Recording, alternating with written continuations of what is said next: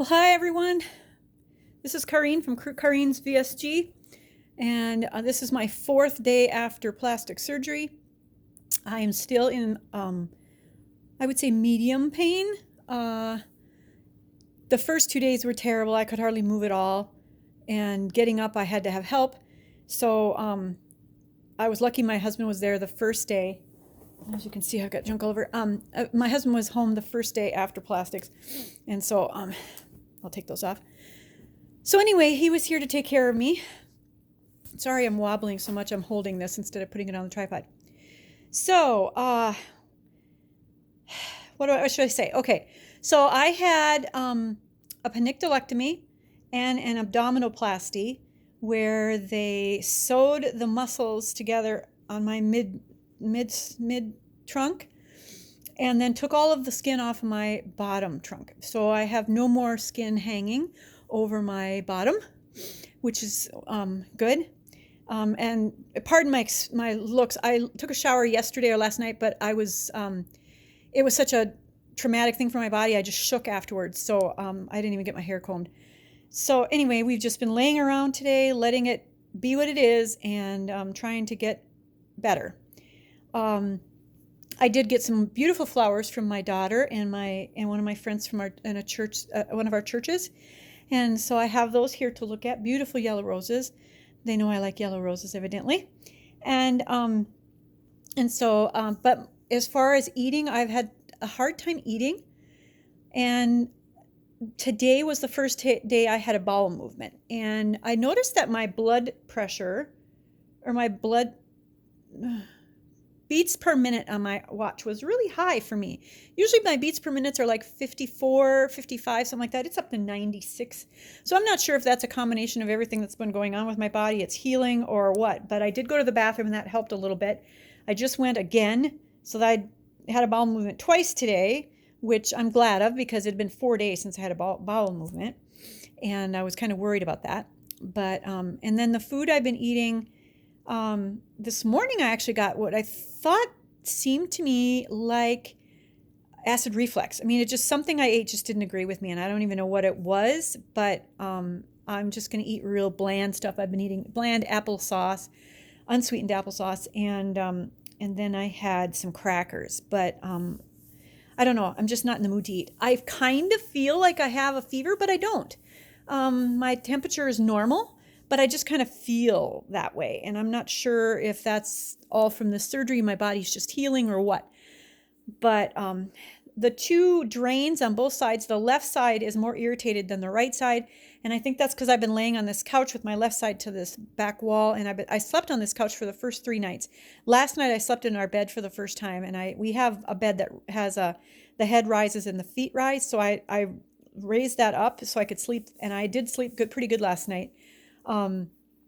It's been terrible getting my water in. I don't know why, because water is something that I really like to drink, but the taste of it is different after surgery. And I think that might be the anesthesia. I'm not sure. It could be the pain medication that they put me on. Today now, I have not taken any pain medication. So you can tell it's getting better because it was so bad I couldn't walk around. So I'm just going to take it, I think, at night for now and see. But I took one last night it must have been about 12 o'clock last night. I got up and I took some pain medication. And the funny thing is I took it out of the bottle and then completely lost it. And so I'm looking for it in the middle of the night and it dropped on the floor and I was worried my dog was going to get it. And so I did find it before he did and then took it. But so then I woke up about 8 o'clock this morning, which is late for me normally. I'm up earlier than that. And but I've had such dry nasal passages. I mean, I've had bloody nose. It's not really a bloody nose. It's just bloody discharge. Pardon me. That I have to take out because I can't breathe otherwise. And so that probably is from when they put the tube in my nose. My throat hurt the first few days. Now my nose is all dry. So I've been dealing with that, trying to get that taken care of.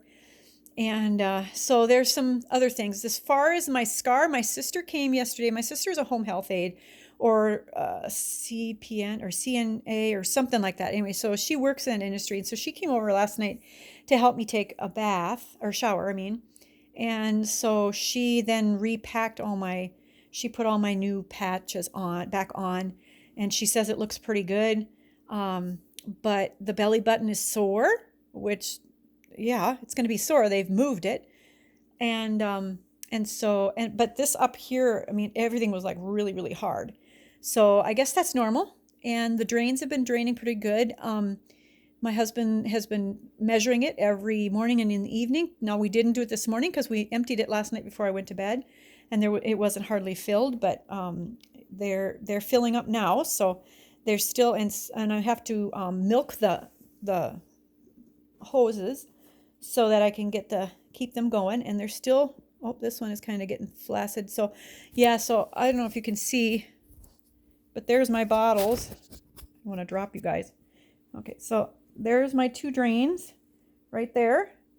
And so I have to drain them. They say in the evening and in the morning, but this morning, like I said, there wasn't any. This is all I've collected so far today. And it's getting clearer, which is a good sign. So, but I'm just uncomfortable. And that's bound to be uncomfortable. My goodness, I had major surgery and I had my stomach cut open and they pretty much filleted me. So, that's what's going on with me. I haven't gone outside yet. I'm kind of afraid to go outside because it's slippery outside and it only takes one step for you to just tear everything. So I might go out and stand on the sidewalk though, or the porch, and get some air, which I probably need, or stand out here by the door because I really need to get some fresh air. I've been in here for 4 days now.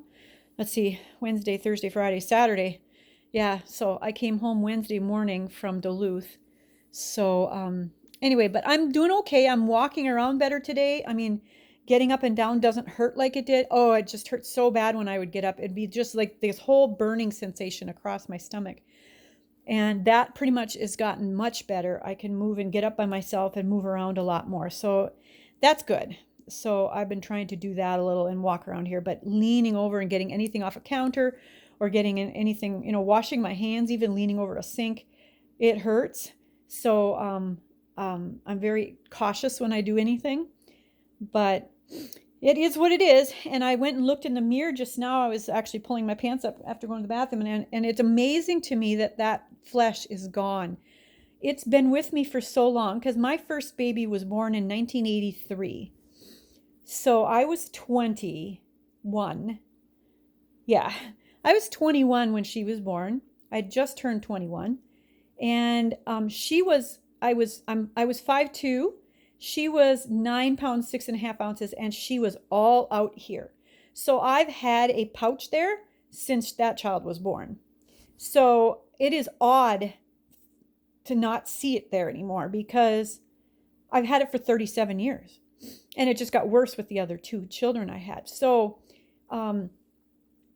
it's just weird. It's just weird. I don't even know how I'm going to act. To be honest, I don't know how I'll be able to act when I'm healed.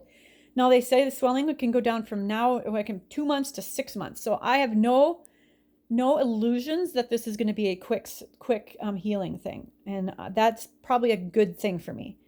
But for those of you who are planning on plastics soon, and there's several of you that I follow that are planning on plastics very soon, I highly recommend that you plan ahead of time and get all your ducks in a row. Make sure you have food out for your family or for yourself because you're not going to want to walk those first 2 days. And if you don't have anybody to take care, now I was here alone on Wednesday. No, I was here alone on Thursday, and I did just fine because I think I only got up twice.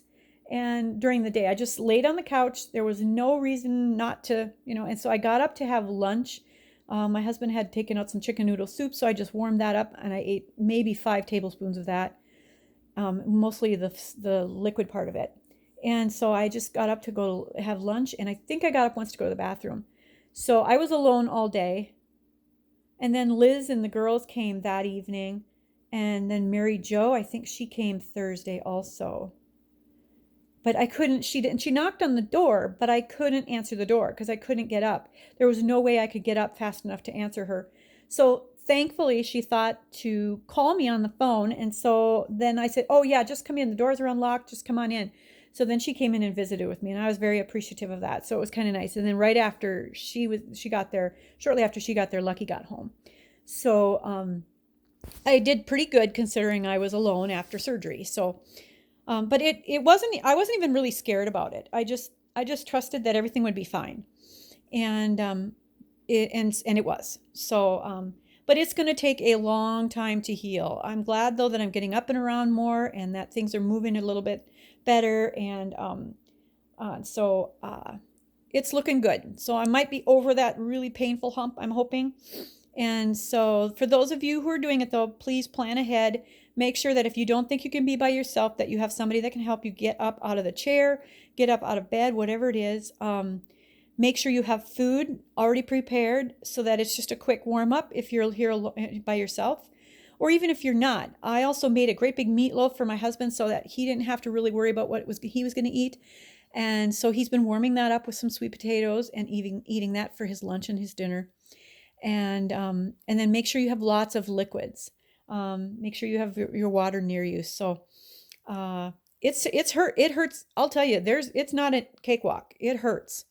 It hurts a lot, especially when you move. But I found that once I got into my position on the couch here, facing the television, so I had something to do. If I didn't move, I was fine. It was only, in fact, it was so fine when I was not moving that I kind of thought, oh, I'm fine. I can get up. And then I'd try and it would be awful.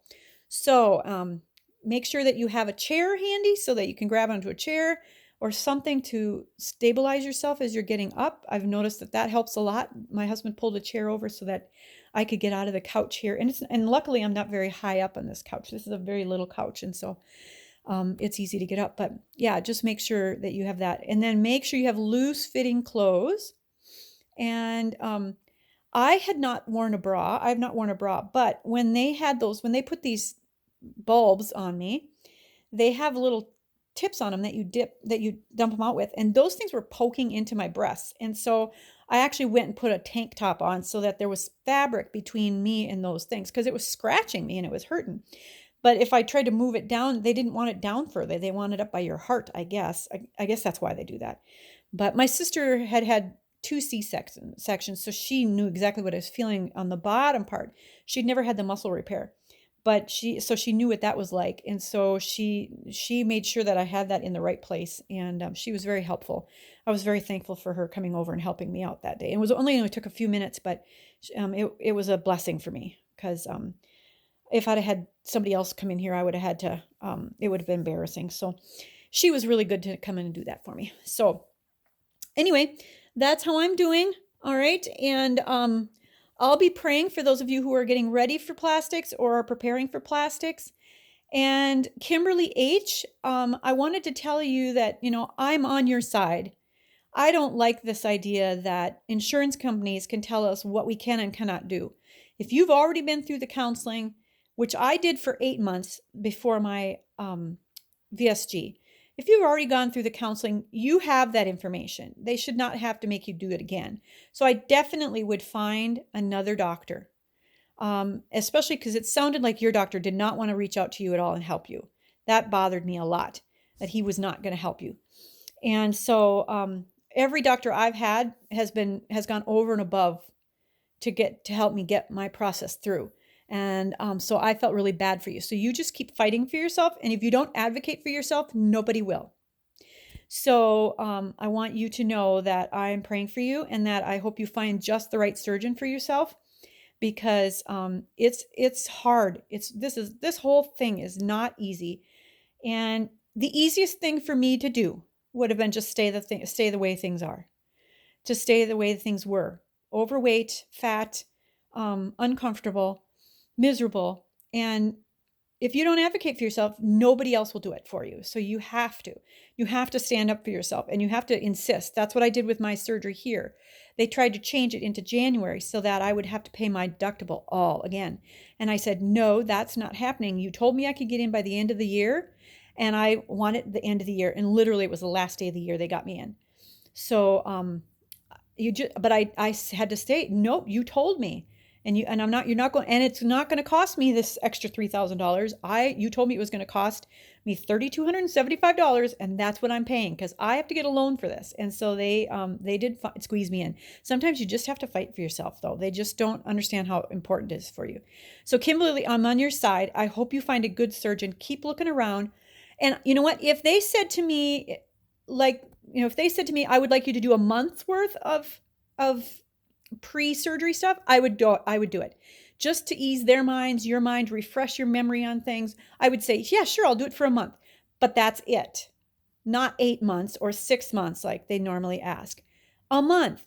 Go visit a new psychologist, go visit a new dietitian, get those things down pat, and then schedule your surgery. And I would do that, but not a 6-month thing. No way. 6 months is way too long. And look at the pain you're in. Why would they want anybody to go another 6 months on something when they're in pain? I don't understand that. So I'm on your side, girl. You just fight for it. You fight for it all the way, because if you don't, like I said, nobody will. All right, I'm going to get going, guys. This is 15 minutes long already. I just thought I would touch base with you and welcome and happy New Year to everyone. I still have my Christmas tree up, and I think I can switch this around, but maybe I can't. I have to turn it around, okay? So I've got to, because otherwise it won't work. I can't flip it on my thing. So I'm going to let you see my tree. There's my tree. It is the most beautiful tree. We went out to a tree farm and cut it down with my granddaughters, and they love going to do that. So, and as you can see over there are my roses. See them over there on my desk? Let's see if I can zoom in. Nope, I can't. Those are my roses from my granddaughter. And I'm watching some, videos on photography. So, yeah, you guys have a good January, and I will hopefully check in with you this week again to see how things are going. If I'm feeling better, when I can get out again, and encourage those of you who are starting. I know Grace is gearing up for plastics. Dory's talking about plastics. Jamie's talking about plastic. Perforce is talking about plastics. So a lot of the people that I follow right now are talking about plastics. What I want to tell you, though, is if you're serious about this surgery, if you have any incidents of rashes under your stomach, or even under on your belly button, even if you have any incidences, go to your doctor. They have to be recordable incidences of rashes, and then your insurance company is most likely going to pay for it, because that's what mine is doing. They paid for the penicillectomy. I had to pay for the upper part. And I would make a deal with your surgeon. If he's going to do the penicillectomy, then ask him what kind of a deal he would give you on the upper part, because a lot of times you're already under and they can do it at the same time. So if it takes $3,275 like it did for me to get the abdominoplasty done at the same time, do it. Why would you want to go through this surgery more? Because they told me it would cost me $8,500 to do the abdominoplasty alone. So I saved myself $5,000 by having it done at the same time. So talk to the right physician. Now, my physician is Jason Fowler from Essentia Health or Lake Walk Surgery Center in Duluth. And I really, really recommend them. They were excellent. The whole team was just on my side. It was amazing. So if you're in the Duluth area, or even if you want to travel into the Duluth area, I highly recommend them. Essentia Health is also where I had my other surgery, my VSG surgery, and they were excellent too. Matthew Bettendorf was my initial surgeon for my VSG. So very good people. So if you can't do it anywhere else where you're at, then I highly recommend them. So, all right, I'm going to get going. All right, you guys take care. And I love you all. Thank you. Bye-bye.